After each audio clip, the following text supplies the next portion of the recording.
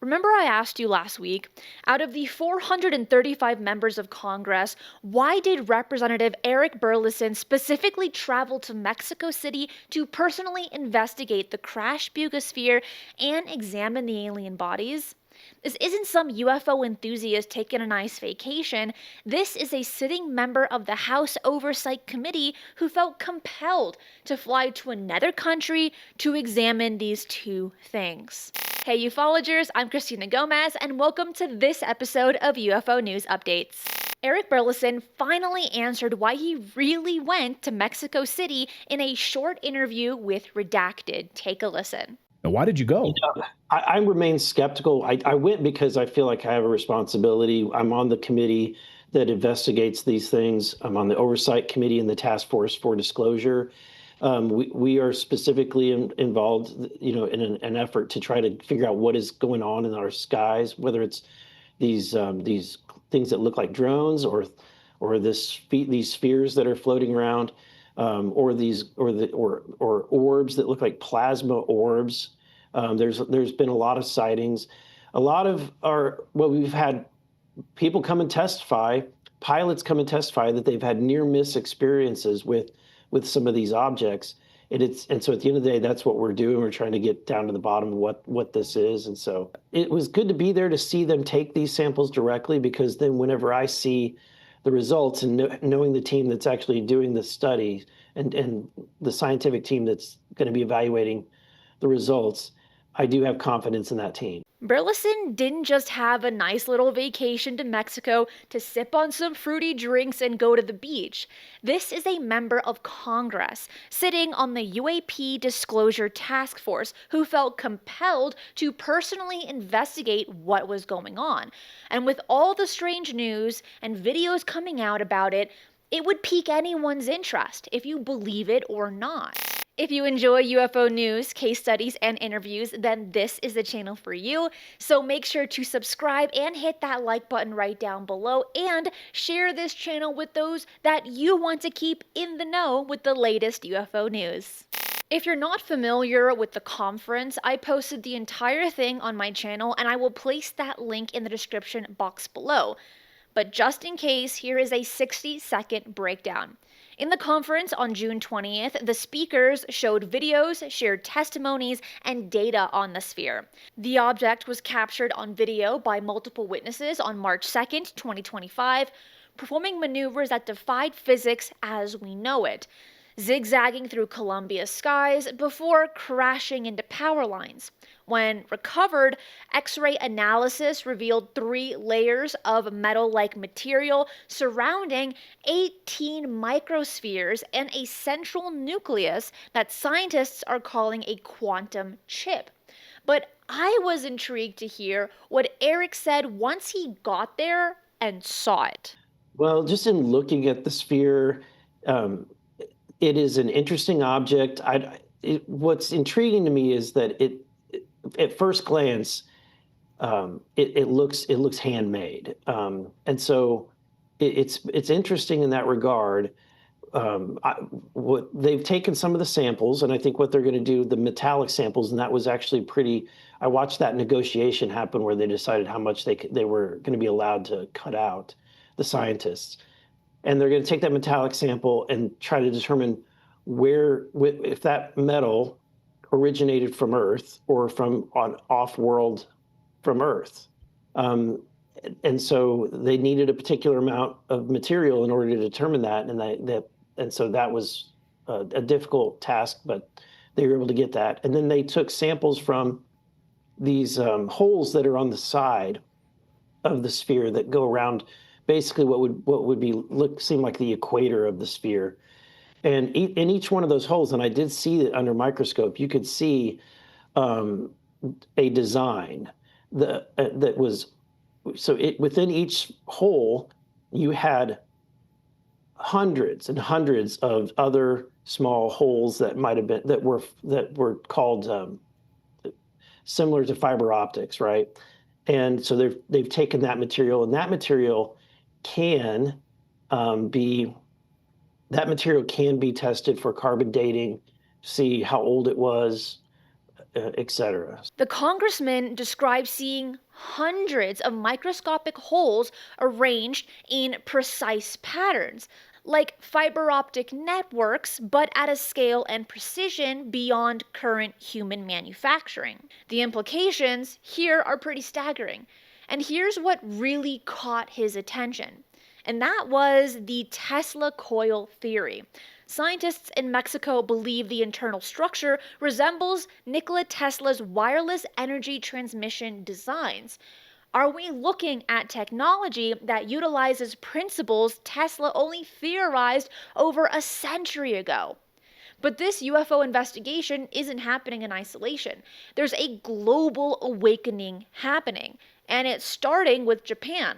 Remember about 2 weeks ago, Japan came forward and stated that they wanted to create a UFO office similar to the United States.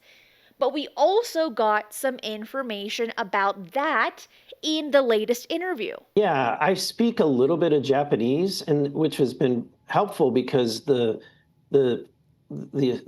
congressmen in Japan have been reaching out, and I've been on a couple of meetings with them. They're looking to create something similar to what the United States has, which is Arrow. So they're looking to create a program because they have a significant number of sightings in Japan as well, particularly over nuclear sites and over water, which is what we consistently see in the United States. Former Japanese defense ministers are now demanding their government establish an equivalent to America's Arrow program. And it was a pretty fun fact that Eric shared that he speaks a little bit of Japanese. I kind of wonder how he got into that. It seems that more countries are talking out about UFOs, but why now? Why the urgency? Because these objects are consistently appearing over nuclear facilities worldwide. That's not random, that's reconnaissance. Whether it's foreign adversaries with breakthrough technology or something else entirely, this represents a massive national security concern. Meanwhile, Arrow has now received over 1,600 UAP reports, with 21 cases classified as truly anomalous, meaning they can't explain them, and the Pentagon is deploying advanced sensor systems called Gremlin to known UAP hotspots. But of course, we have no idea where they are. Regardless, I bring this up because Eric talks about Arrow, and we all know that right now, when you think about Arrow, you think about David Grusch. Also, we had reports that there was mummies that were found in Peru that were alien mummies, and whenever I spoke with David Grusch, who was the whistleblower from the Pentagon that studied this stuff, I was actually probably not going to go because I thought that there's no way that that's real, and he recommended that I do because he said that based on the physiology of what he's seen in some of these mummies, not all of them. Some of them are faked, but some of the mummies that exist in Peru, that based on the physiology, they are congruent with what he has seen in briefings in his former role. I did not expect that answer. David Grusch personally recommended that Eric investigate what was happening in Mexico City. Think about it. A former Pentagon insider with access to classified UAP reports is telling a congressman that what he's seeing in Peru matches classified briefings. And here's where it gets a little frustrating for those trying to get answers such as Burlison. There's so many whistleblowers who are ready to come to Washington. They've got these stories. They've worked in the government. They've worked on these classified programs. Where are we with all of that? Are we going to get some big answers soon, are you hoping? I think we're just trying to make progress right now. We're trying to look. I've been frustrated in this experience. For example, one of the individuals that recently retired, the deputy director of Arrow, he was on a media circuit where he said that he spoke with the Department of Defense and the individual that was managing the special access programs that he had access to, and was prepared to give that briefing to myself and other members of the disclosure task force, and they were denied the ability to give us that briefing by someone in leadership, whether he believed it was either the speaker or the chairman. But so we're trying to figure out what what exactly happened. It's extremely frustrating when you're put into a position where you're supposed to be investigating something and you're getting blocked at every turn. So that's kind of where it is frustrating. That's why I'm doing everything I can to kind of to continue to push. And if there are whistleblowers, if anybody's watching this and you have something to say, please reach out, because we're trying to get information from any place that we can.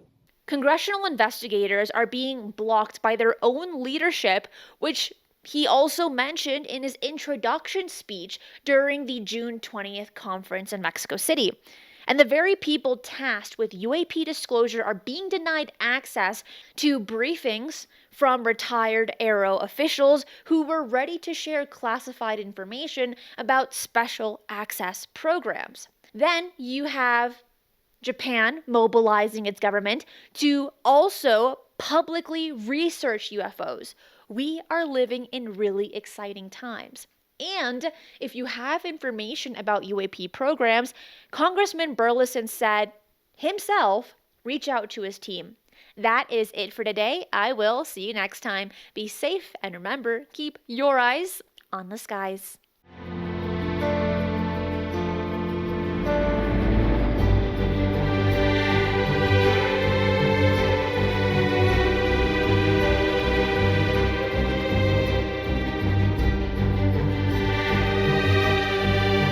If you enjoy the strange and the mysterious, UFOs, the paranormal, and cryptids, this channel is for you. So make sure to subscribe, as I do 3 videos right here every single week, and hit that notification bell so you do not miss any of the bonus content I post right here.